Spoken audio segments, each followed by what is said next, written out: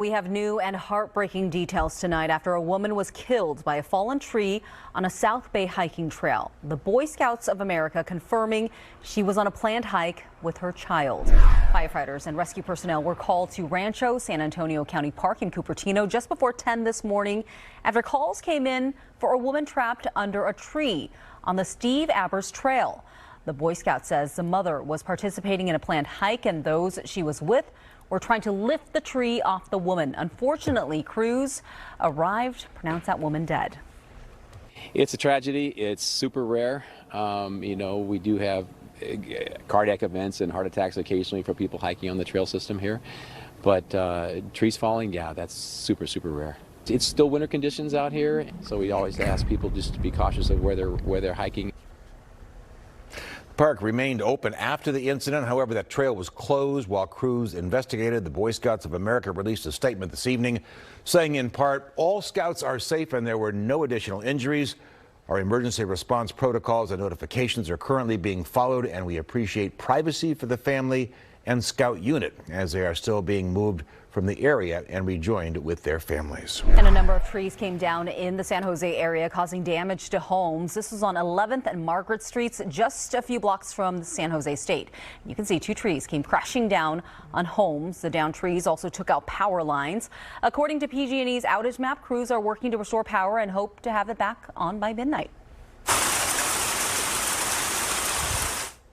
The South Bay right there, you can hear, also got a lot of hail today. This video taken in San Jose. It started coming down just before noon and began to pile up. Oh, and not only hail, thunder and lightning as well. This video taken overnight northbound 101 in San Francisco. A viewer from South San Francisco tagged our Rob Mayeda in this clip. You watch the lightning lights up the screen. Wow, then you see that bolt in slow-mo, and we froze that frame so we could all get a super look at it. And the man who was tagged in that video, who has all the details, Rob Mayeda. Well, you're seeing a little bit of everything today, and some of that could still be ongoing as you see the view from Emeryville looking west to San Francisco. Notice temperatures are in the 50s, but it's those cloud tops, the anvil-like tops to those clouds, indicating more active weather on approach to the coast and San Francisco. As you scan with our Storm Ranger mobile Doppler radar, some of these cells, if they hold together, would approach Pacifica and Daly City before the top of the hour. This, when you're looking at the yellow and orange and that cold air aloft, and you see the types of clouds we have outside, very likely that is more hail. And this same line has produced hail across Marin County into the North Bay, and still some snow showers out near Mount Hamilton. And as we move forward, we're going to continue to see these bands of showers pass through. Another line coming through around 11 o'clock tonight, and then more at times into the morning commute. So we'll stay with this unsettled weather pattern through the middle part of the week. But then potentially big changes a bit farther down the road. We're watching the combination of cold air off the coast of the Pacific Northwest and subtropical moisture meeting up on Friday. The return of potentially atmospheric river boosted storms, which could lead to bigger rain totals and some gusty wind at times. I'll give you the timeline and the 7-day forecast of the several storms that we expect to be on the way coming up in about 10 minutes. Well, we're getting rain and the Sierra is getting pounded with snowstorms. People in the Sierra are dealing with whiteout conditions and road closures. This was recorded earlier along I-80 and Highway 50, and you can see 80 completely packed with snow. No one is driving through that. That road is shut down, and it's slow going on 50.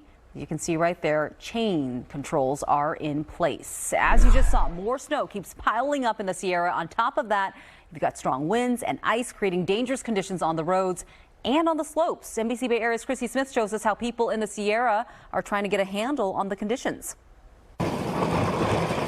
It's a sound people along the I-80 corridor have grown familiar with. It's trying, it's hard, but we get through it. That's the owner of Colfax Farm and Country Store, digging out again because people nearby need supplies. I just dropped off a chainsaw to my buddy, so we're going to see what happens. Interstate 80 closed for hours. This is the Caltrans closure at Colfax, forcing people off the road and into town where they get turned around. Caltrans tweeted this video Sunday saying crews are working tirelessly around the clock to clear I-80 of ice and snow. 30 inches of snow fell on Donner Pass in the last 24 hours, and some ski resorts in the Lake Tahoe area decided to close today. Road conditions, winds, and visibility were a real concern.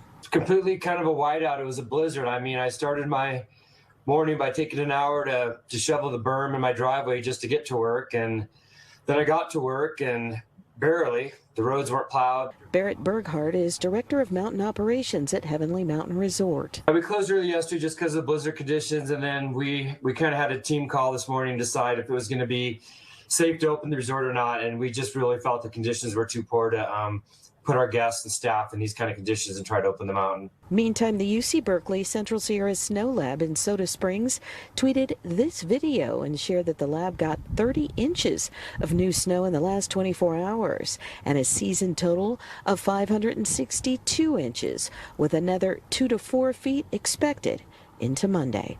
Christie Smith, NBC Bay Area News. And with all of this wet weather, our NBC Bay Area app is a great resource to have. It's free to download. You can customize it to get forecasts for where you live.